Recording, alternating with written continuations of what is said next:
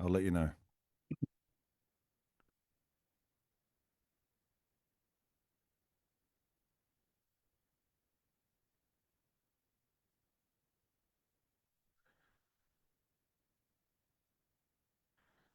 Okay, that should do it. We're on. Okay, so welcome to Hashem's podcast. Today we're lucky enough to be sponsored by ANZAC Institute, our Australian, New Zealand, Egypt institute. It's been around for more than 10 years, but officially for the last 3 years. Today we're going to be speaking to Michelle Worthington. Now, Michelle is an international guest speaker, award-winning screenwriter, playwright, and author of empowering books for children and adults. With over 15 years in the book industry, she is a two-time winner of the International Book Award for Children's Hardcover Fiction and finalist in the USA Best Book Awards, and has been nominated 3 times for CBCA Picture Book of the Year Award. She values inclusion, diversity, and innovation in all of her work, and we are really happy to have her on this Thursday morning in Australia and evening in Europe and Cairo. Welcome to our podcast, Michelle. Thank you for having me. Okay, so I reached out to you personally, Michelle. I was having a look at Facebook. Was it last week? Yeah, early last week. And I pressed on your video and I saw this fantastic, interesting rant about books, children's books, um, getting registered for working with children and revolution. 3 different concepts there that I would like to touch on. And it was really interesting. And it touches home with me because I'm someone that was in the media, but also I do a lot of writing and screenwriting and playwriting, and the frustration in your voice and what you were speaking about really rang home with me because I struggled also as a young writer and trying to get published and trying to get on stage and all that. So let's talk a little bit about how you began your career, fabulous long career, and then we can talk about the situation in the book industry in Australia. So how did it all happen for you? Wow, it seems like a lifetime ago. I have always loved writing, but as a child, I was bottom of the class in English, probably up until I changed schools in about grade 5. And my teacher said to me, Michelle, I don't understand. Out on the playground, you are like coming up with full plays and you're directing plays in your lunch hour and you tell the most amazing stories and you have the most incredible imagination. But the minute that we sit down and do word work, you're writing very simple sentences and it just doesn't reflect your ability. And at my old school, I had a teacher who loved the red pen, and I'm not very good at spelling. So all of my stories that were just so close to my heart just had this red mark all the way through them. And I thought that meant I was bad at English.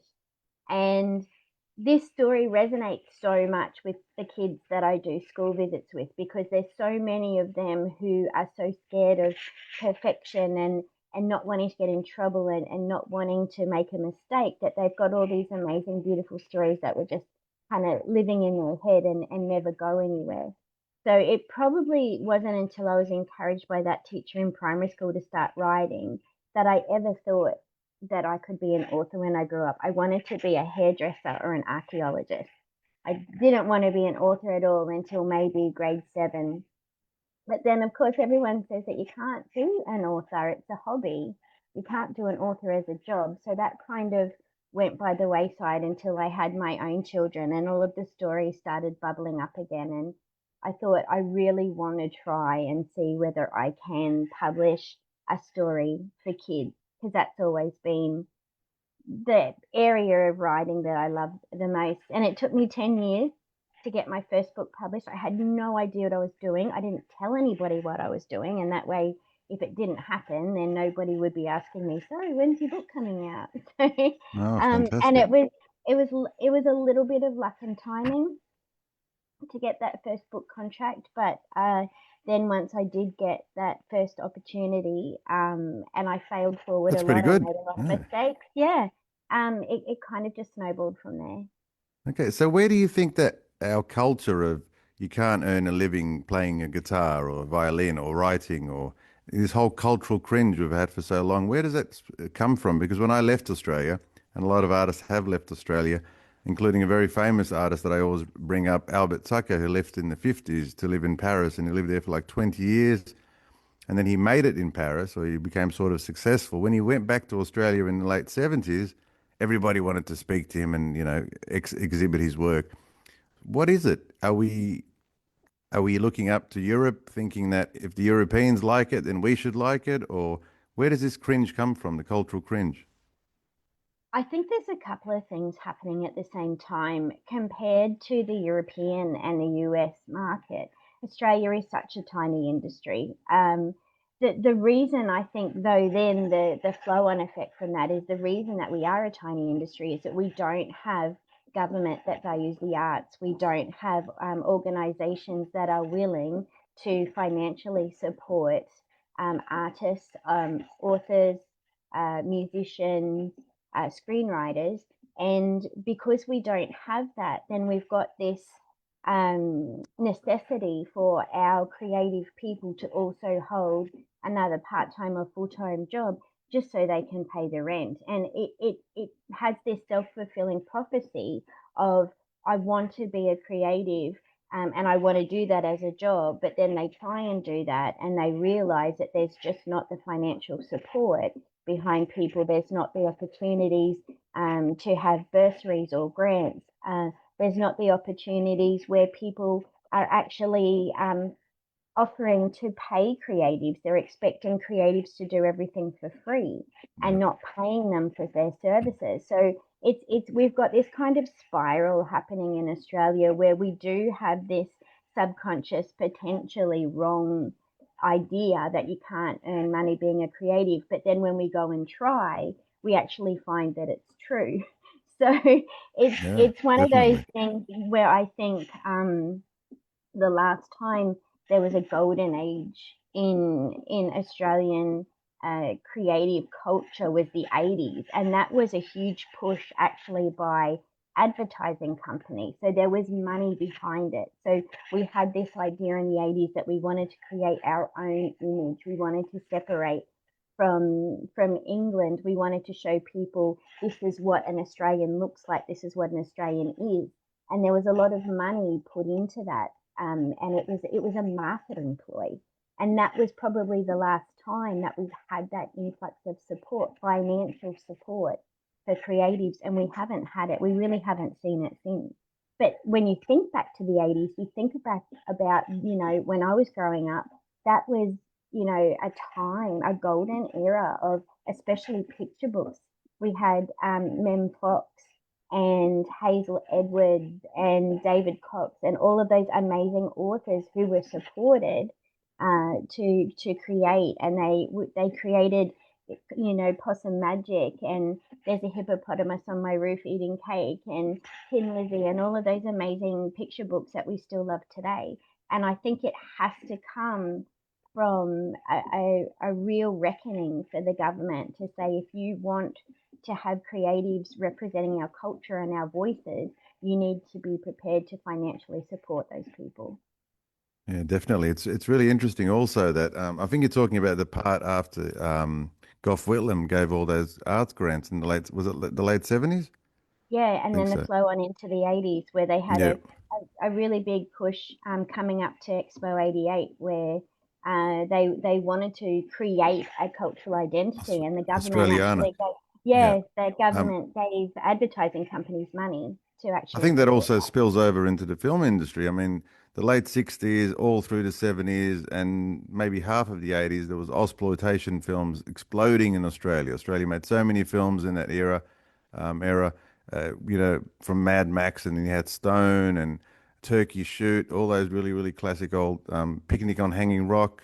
And then you had the fringe movies in the late 80s. Um, what's the one of Michael Hutchins? Oh Um, yeah, Dogs in Space, Richard Lowenstein, and then a little bit in the 90s. And then we had all the diversity, multicultural, sort of diverse arts colliding with, or incorporating with all the other arts, and then it just died. I think. yep. The money Yeah, ran out. The money ran out. And also, I think in the film industry, there was a tax given back in the 70s and 80s, 100% tax on what you spent. And I think it Mm, went from 100% to about 10%. So people yeah. stopped making films. They weren't getting their money back. Okay, so let's forget about films. Let's move on to your work. Children's books. How difficult was it to be a children's book writer and to be respected? And how do you get that recognition and sort of respect in the community by being a children? Do you have to win awards? Do you have to travel overseas? Ah, that's such a good question. The thing that I come up with most when people come to me and say they want to write a picture book is they say, I want to start with picture books because it's easy. Like Yeah, it's easy to write a kid's book. It's only like 400, 500 word, and it's for kids, so you can write whatever you want.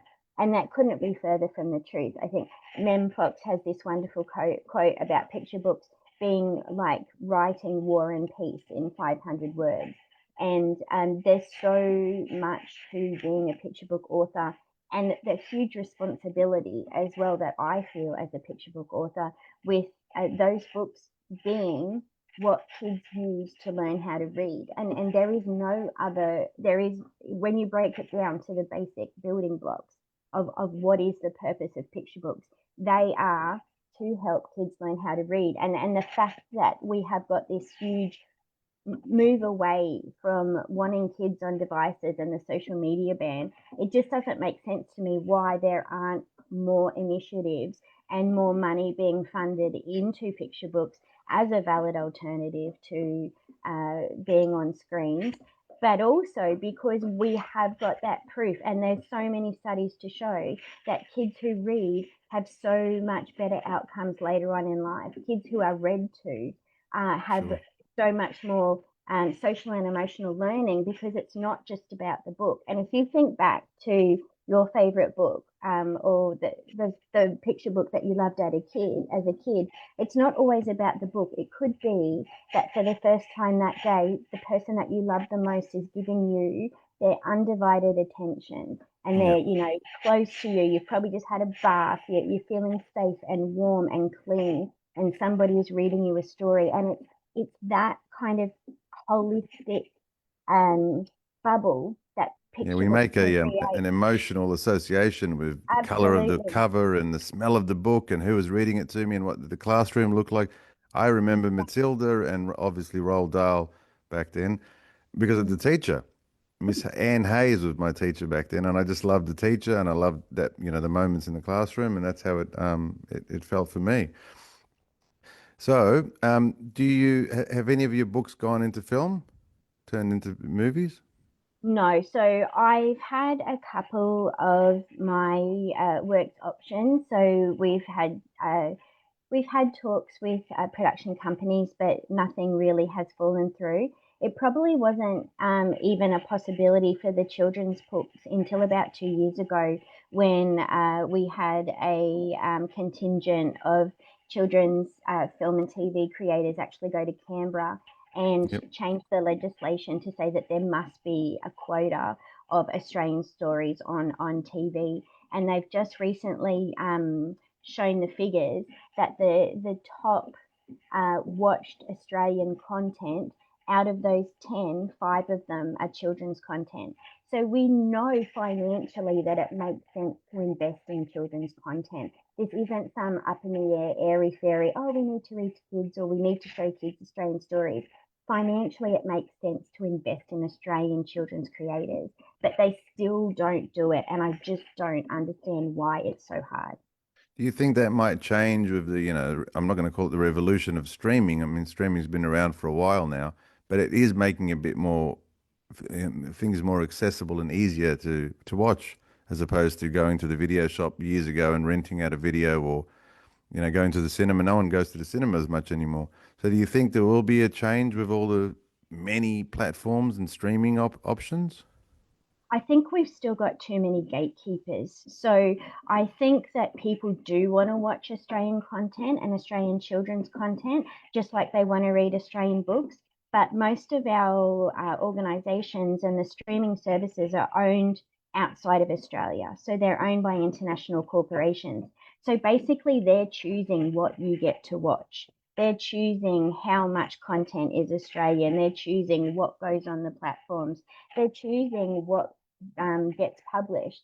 So we do have this situation where a lot of people don't realise that yes, we have this amazing array of choice, but there is not the legislation behind saying that if you're film, you're displaying a streaming service in Australia, or you're having a publishing company in Australia, that you need to make sure that a percentage of the titles that you're showing and are available on your platform, or the books that you're publishing, have been written by Australian creators and are about Australian content. That there isn't that kind of backup at the moment. So I think if we could have more Australian content on screen and in books, I think it would be good, because that's what people want to see. We've seen it time and time again. Aussie kids love to see stories with them in them. It's really hard for an Yeah, Aussie kid to relate to a white Christmas, yeah. or or a school where nobody's wearing a school uniform. Like, that doesn't happen in Australia. We need to make sure that Aussie kids are still seeing them on screen and in books. Yeah. And is it just me? Because I come back to Australia twice a year. Is it just me, or is it the new generation? They sort of speak with an American accent. It's sort of a broken quasi-American accent. I'm not sure where it comes from.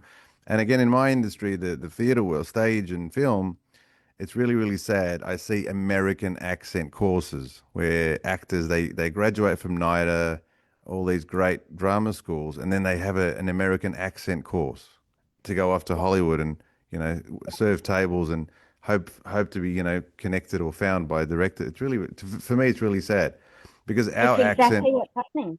Yeah. yeah, our accent is so difficult to emulate. You can't copy an Australian accent. An American who does it sounds British. The British that do it, they sound South African. It's so unique, and it's a commodity. So I think it's quite sad. So what's the solution? You spoke about revolution in the rant, and we've got about 4 minutes left. What about the thing about writers, male writers, needing to have a work with children certificate or license? Yeah, I don't think it's necessarily just male writers. I think anyone who works with children, whether you look after your kid's soccer team, or you volunteer at a school, you need to have a working with children check. And I think that just has to be something that is now incorporated when you're offered a contract to write for kids. You also need to make sure you have a working with children check. Now, the working with children check is not kind of this bulletproof thing that's going to protect kids. And we need to make sure that we're investing in people who have children's interests at heart. So I don't think it's necessarily a gender thing, because there are cases where it's been any gender can make it happen. But what I think we need to do is make sure that when we are investing this money in creating content for kids, that we're doing due diligence and having actual face-to-face conversations with people, talking to them about their motivations, making sure that they are doing it for the right reasons. And that is just part of the due diligence of anyone who's working with kids.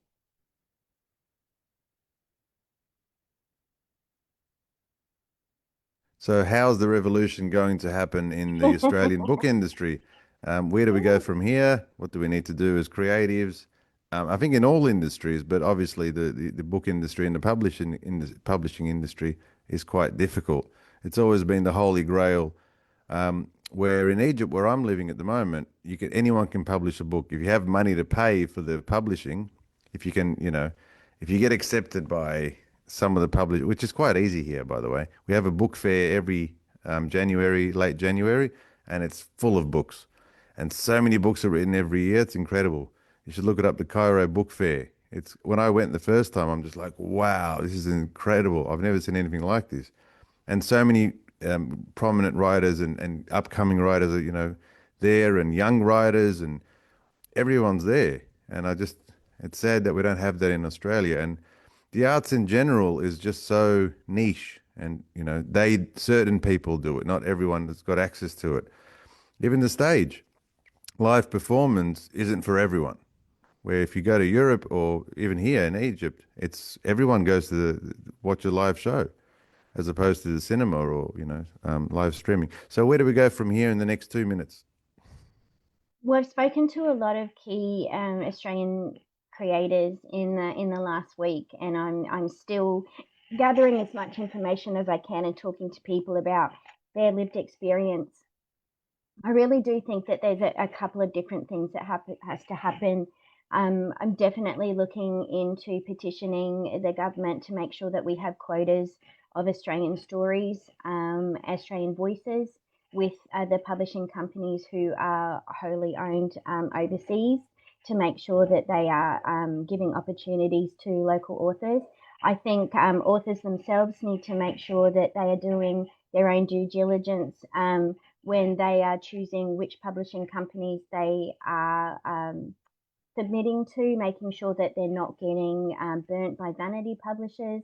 And I also think that we need support from the general public. We need them to say, go into your local bookstores and ask which books are created by Australian authors. Are there any local authors I can support?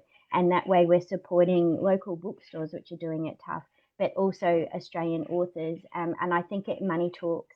So we need to just show Definitely. that it actually is something that should be invested in. Yeah, for sure. And we do that with our fresh produce and things in our supermarkets. We love Australian made, Australian owned, Australian grown. How come we don't, appreciate or put emphasis on our Australian art? Thank you so much, Michelle, on being here. It's fantastic to have you on your Thursday morning, Cairo evening in Europe. Thanks for joining Hashem podcast, brought to you by Anzeg. Have a good morning, good evening. Thank you. Bye.